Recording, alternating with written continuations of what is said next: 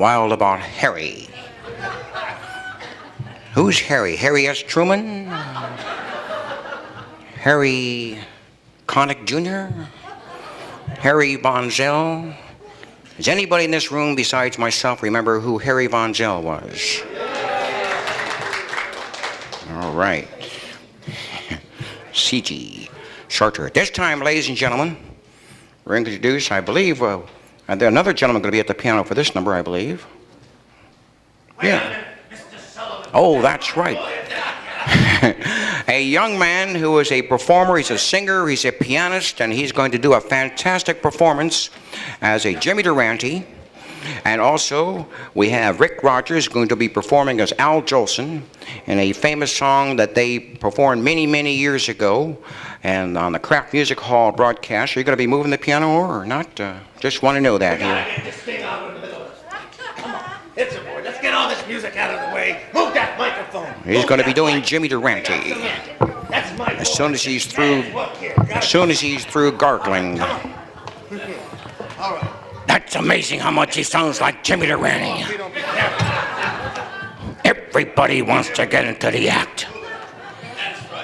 And good night, Mrs. Calabash, wherever you are. Wait a minute, that's...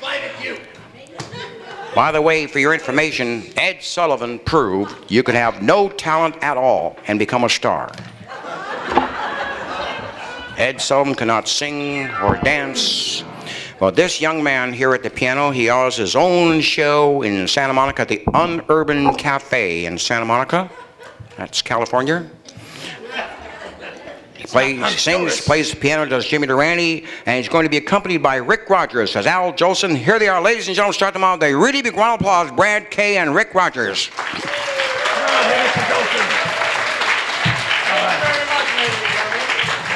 But let me tell you something, Jimmy boy. I think your piano's too far because the microphone cord won't reach. See, we didn't have to worry about that in my day. Microphone cord, no problem. Sing louder. No, but you better What? take... You gotta move this thing back. Just a little... Oh, man. Sorry. Okay, all right. Here we go. I never thought I'd be moving a piano. It's a very moving experience, Al. Okay. Now I need the other We're microphone. dying up here. Come on, let's get moving. Can I have my microphone, Ed?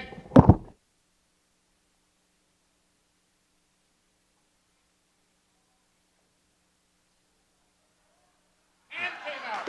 Hand came out. I guess that's what they call a stagehand. Is this working? Oh, now it's a...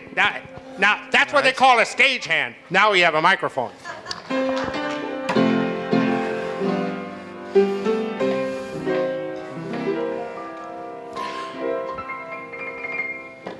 Mr. Rembrandt needed a piece of canvas before he could paint a thing.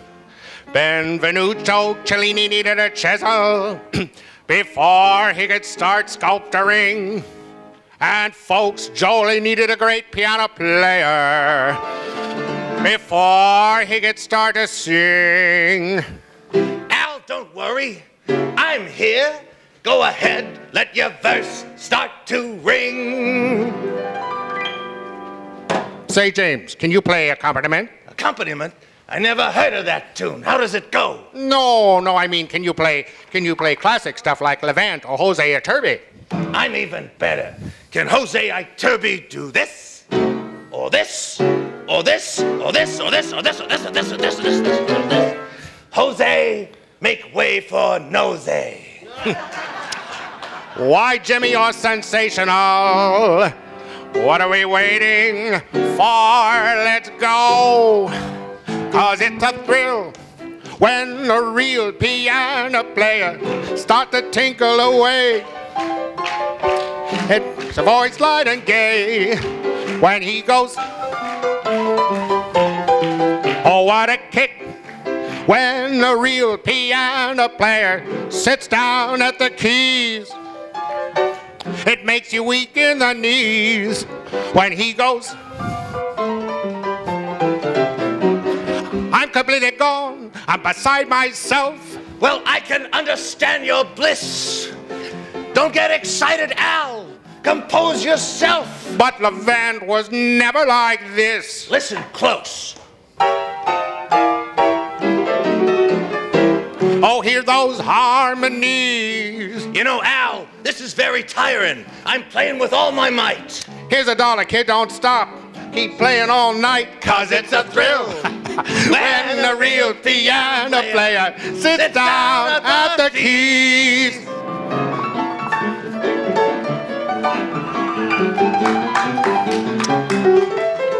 Two beers upstairs.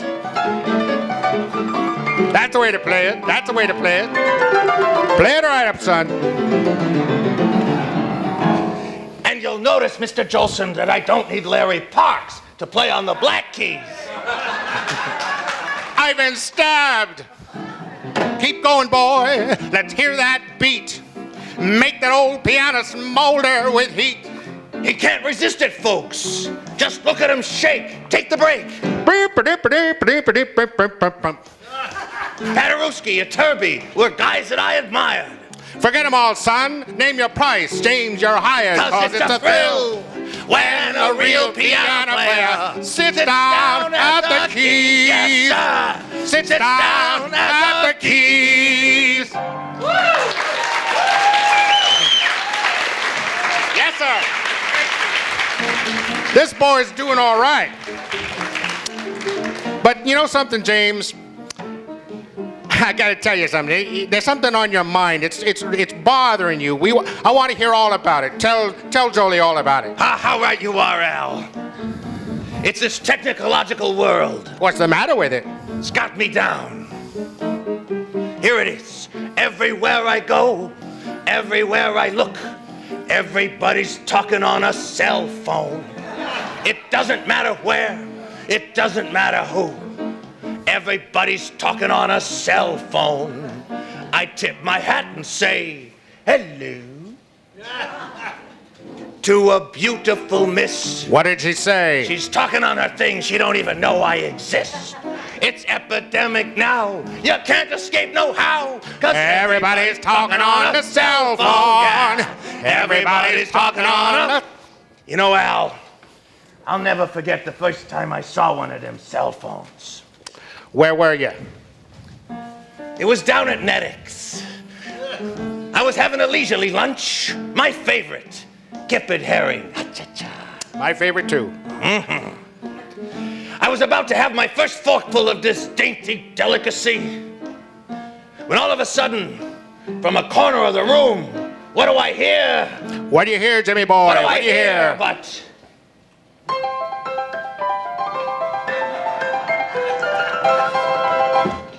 Yes, sir. so I puts down my fork and I looks in the corner of the room, and what do I see? There's a guy talking to himself. The man must be crazy. I know. Park your carcass.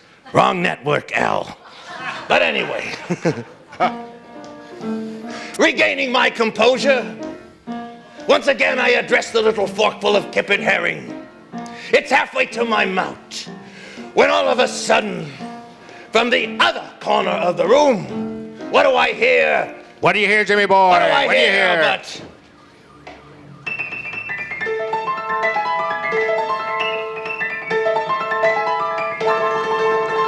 Oh, that's terrible. so I puts down my fork again, and I looks in the other corner of the room, and what do I see?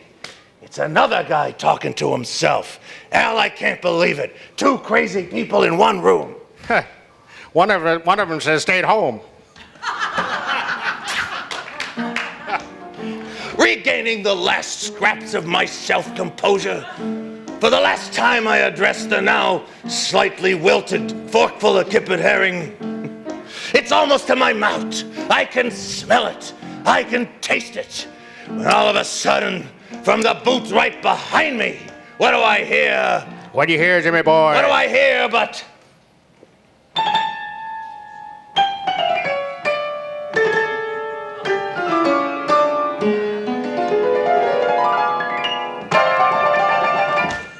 That's sweet. You're telling me it's a conspiracy.